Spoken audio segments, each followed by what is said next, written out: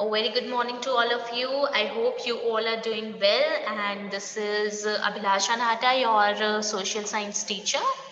And today we are going to start our new chapter and of your political science book, and your chapter name is electoral politics. Okay. So first of all, question arises: what do you mean by this electoral politics? ठीक है, तो ये होता क्या है? ठीक है, पहले हम इलेक्शंस, व्हाई इलेक्शंस, इलेक्शंस के बारे में थोड़ा पढ़ लेते हैं। आपको मैं बता देती हूँ, ब्रीफिंग कर देती हूँ इस चैप्टर के बारे में। What do you mean by this term? Okay, so in this chapter we are going to study about first of all, in a demo, as you all know, India is a democratic nation. India is a democratic nation, or any democratic nation. It is not possible for the people to govern directly. Okay, and mostly in all forms of democratics, people govern through their representatives. Okay, so basically in this chapter we are going to study about how these representatives, okay, the people who are choosing their representing, how they are elected, and why there is a need, why why it is necessary to have elections, and why elections are so useful to us in a democracy. And we will also talk about the electoral competition. There are so many political parties around here, okay, in a democratic nation. So uh, mm, what are how they manage to have elections. And after that we also also talk about the election commission of India. Is elections in India are free and fair, and what happen at different stages. We are going to study about these things. Okay, so your first topic under this chapter is why elections. Okay, why elections are necessary and why elections. So uh, uh, we are going to study, and yes, we are going to study about this, and we are going to understand this concept with an example. Okay,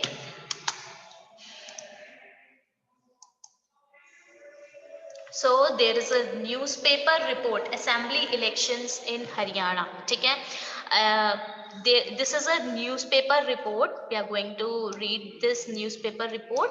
State assembly in election in Haryana 1987. This is 1987. Sorry बेटा, बहुत mistake हो गया थोड़ा यहाँ पे. The time is after midnight. An expectant crowd sitting for the past 5 hours in a chalk of the town is waiting for its leader to come. The organizers assure and reassure the crowd that he would be here any moment. The crowd stands up whenever a passing vehicle comes that way. It arouses hopes that he has come.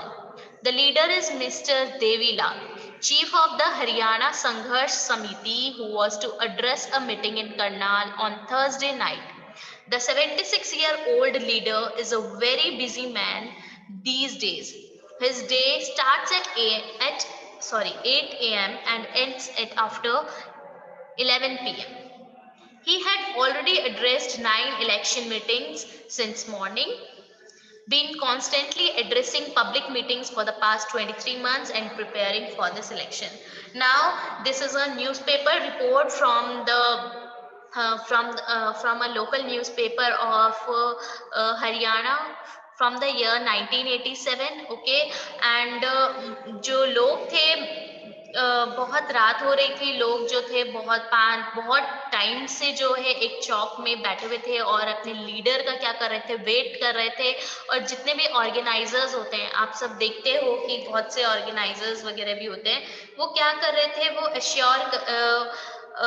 Assure कर रहे थे बार बार कि हमारे जो leader हैं कौन. Just look at this picture, he is mister Devilal. Mister Devilal, ठीक है, इनका वेट कर रहे थे 1987 में जब इलेक्शन हुए थे। तो ये चीफ ऑफ द हरियाणा संघर्ष समिति के लीडर थे और करनाल में सबको क्या करने थे, एड्रेस करने वाले थे। 76 ईयर्स के थे, बहुत ज्यादा बिजी चल रहे थे क्योंकि उनको जो है बहुत सारी मीटिंग्स अटेंड करनी थी, बहुत सारे इलेक्शन मीटिंग्स अटेंड करनी थी।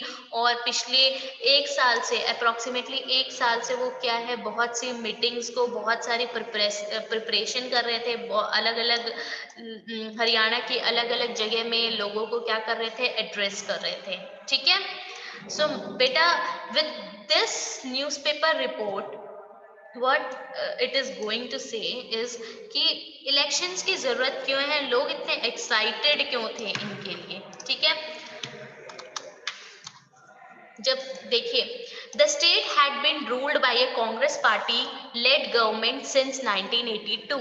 ठीक है, जो गवर्नमेंट पार्टी थी, ठीक है, कांग्रेस पार्टी थी, आप सबको पता है। ठीक है, और ये जो कांग्रेस पार्टी है 1982 से जो थे रूल कर रही थी, मेजॉरिटी में थी। तो उसी टाइम पे चौधरी देवीलाल जो ऑपोजिशन, कांग्रेस के ऑपोजिशन लीडर थे और हरियाणा संघर्ष समिति के लीडर भी रह चुके हैं। तो ये आए, ठीक है, ये ऑपोजिशन के लीडर थे और उन्होंने एक मूवमेंट चलाया। Chaudhary Devilal, opposition leader, led a movement called Nyay Yudh and form a new party Lokdal. ठीक है, ऑपोजिशन में, कांग्रेस पार्टी के ऑपोजिशन में एक पार्टी आई हरियाणा की, और ऑपोजिशन के लीडर कौन थे, चौधरी देवीलाल थे। और इन्होंने एक मूवमेंट स्टार्ट किया था विद द नेम न्याय युद्ध। न्याय युद्ध का मतलब क्या होता है, स्ट्रगल फॉर जस्टिस। ठीक है, और इनकी पार्टी का नाम क्या था, लोकदल पार्टी था इनकी पार्टी का नाम। ठीक है, so in the election campaign, Devilal promised to waive the loans of farmers and small businessmen।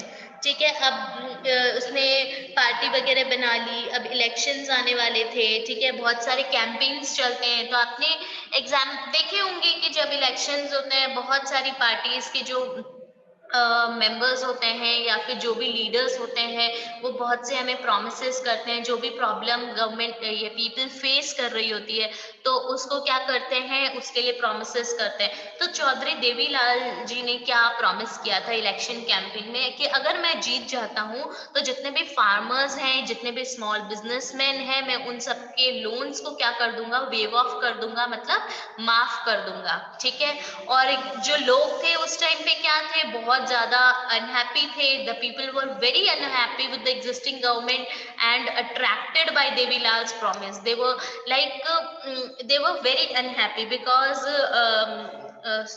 लोगों के ऊपर बहुत सारा लोन आ चुका था, फार्मर्स पे भी, और बहुत ज्यादा प्रॉब्लम्स लोग फेस कर रहे थे।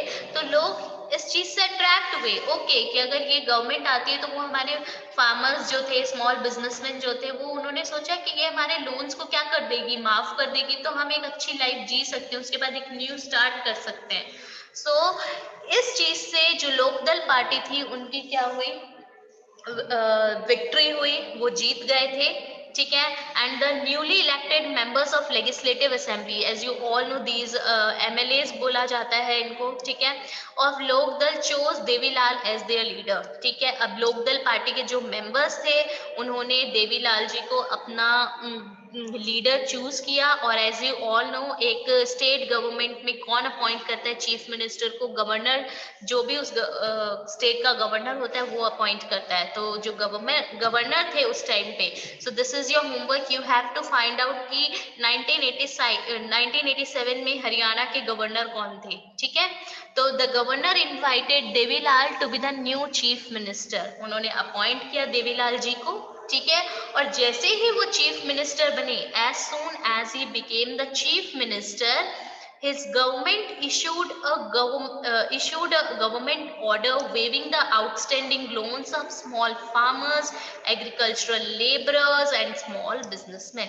और जैसे ही वो चीफ मिनिस्टर बने, उनकी गवर्नमेंट ने एक ऑर्डर इशू कर दिया कि जितने भी स्मॉल फार्मर्स हैं, एग्रीकल्चरल लेबरर्स हैं, स्मॉल बिजनेसमैन हैं, उन सब के लोन्स को क्या किया जाए, वेव ऑफ कर दिया जाए, हटा दिया जाए।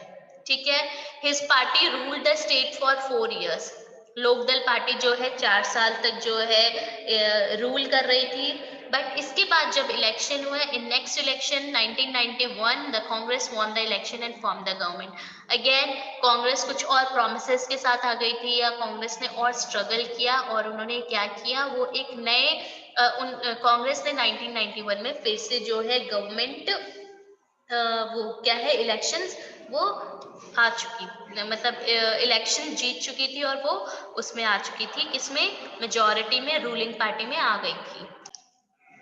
ठीक है, सो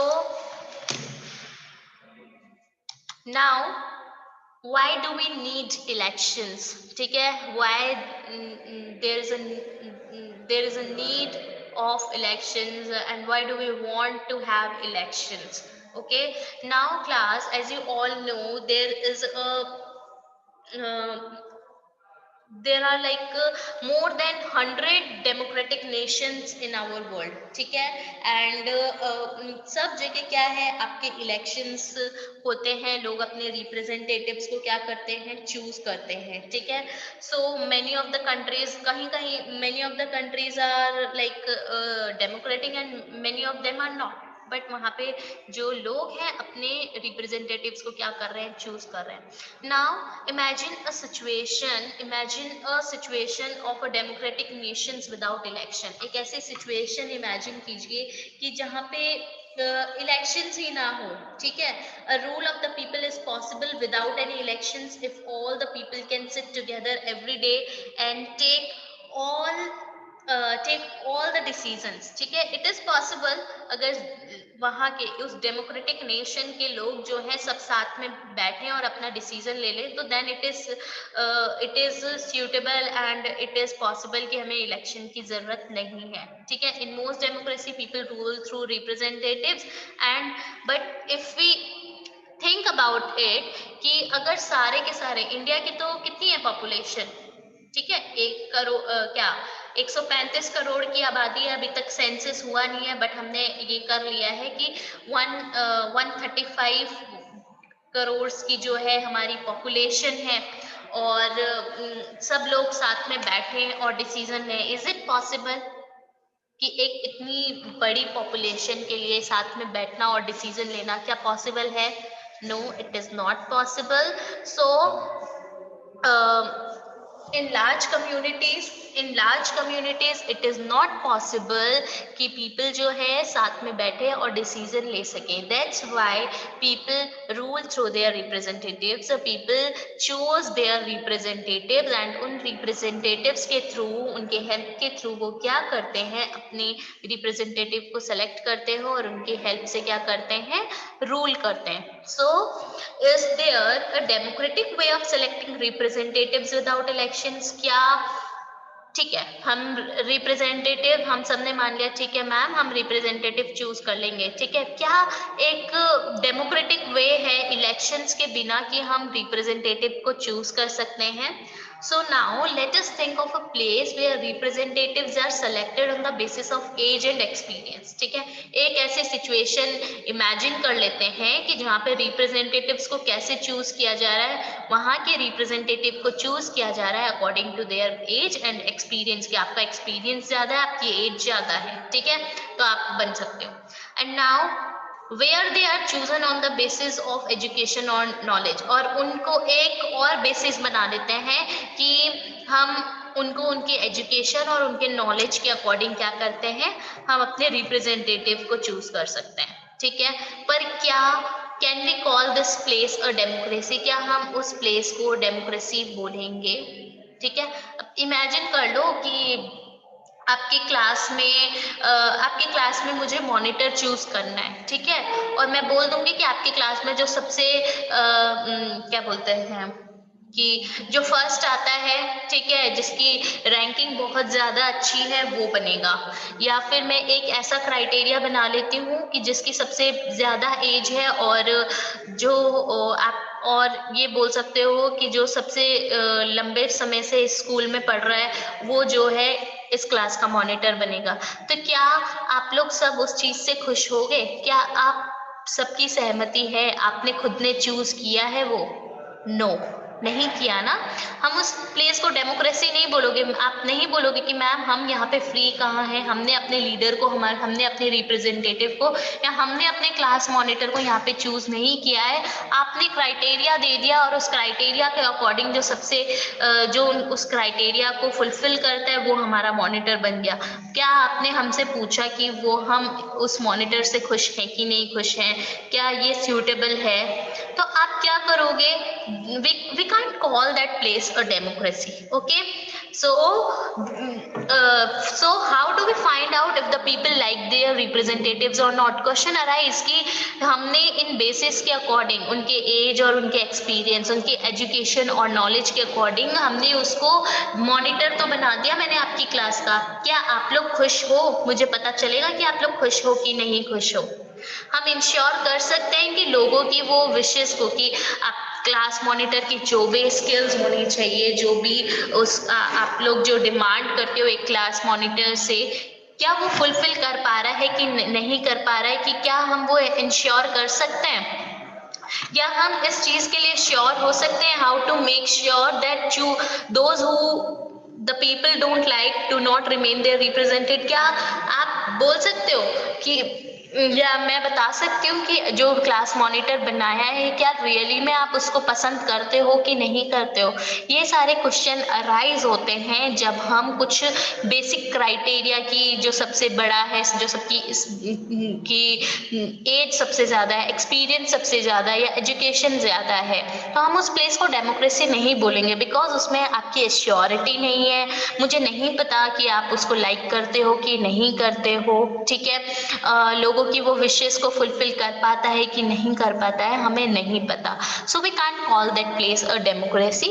इसलिए हमें एक डेमोक्रेटिक वे में अगर हमें अपने रिप्रेजेंटेटिव को सेलेक्ट करना है तो हमें इलेक्शंस की रिक्वायरमेंट है, नीड है, ठीक है। अब क्वेश्चन अराइज होता है, मैम इलेक्शंस होता क्या है? So a mechanism by which people can choose their representatives at regular intervals and change them if they wish to do so. This mechanism is called election.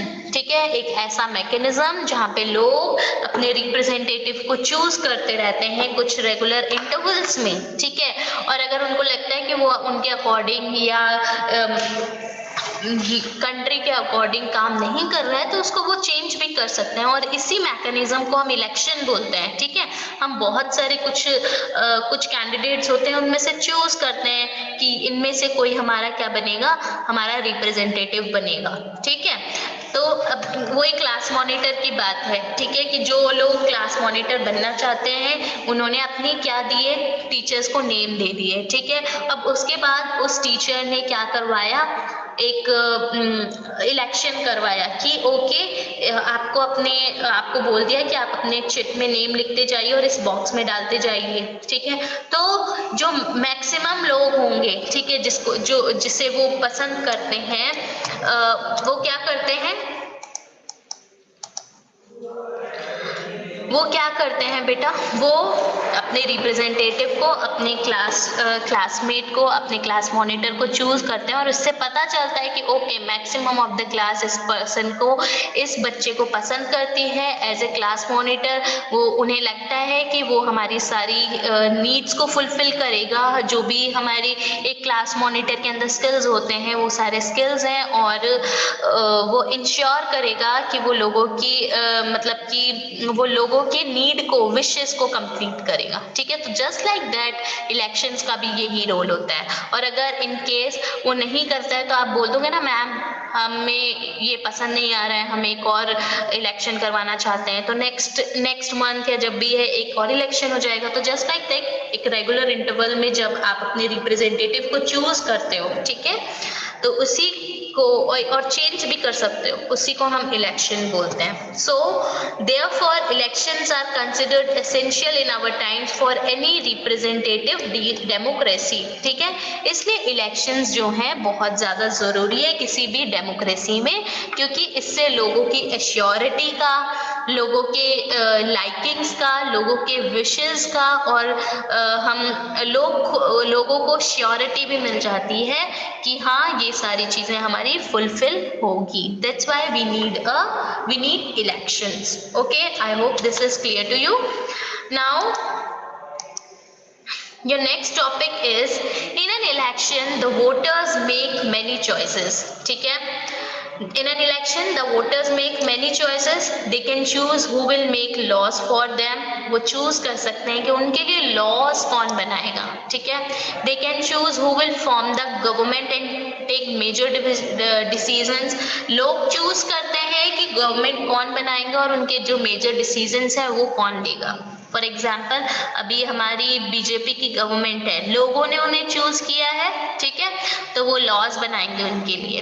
लोगों ने उनको क्या किया, चूज किया है, तो जितने भी मेजर डिसीजंस हैं वो कौन लेगा, वो बीजेपी की गवर्नमेंट अभी ले रही है. ठीक है, so they can choose the party whose policy will guide the government and law making. और वो ऐसी पार्टी को चूज करते हैं लोग जो ऐसी पॉलिसीज बनाए और ऐसी पॉलिसीज बनाए और ऐसी लॉज हो जो क्या करें, गवर्नमेंट को गाइड करें, और वैसे ऐसे लॉ मेकिंग हमारा जो लॉ है उसको भी फुलफिल करे, और कंट्री की जो है जितने भी कंट्री में नीड्स हैं उसको क्या करे, फुलफिल करे, लोगों की नीड्स को फुलफिल करे.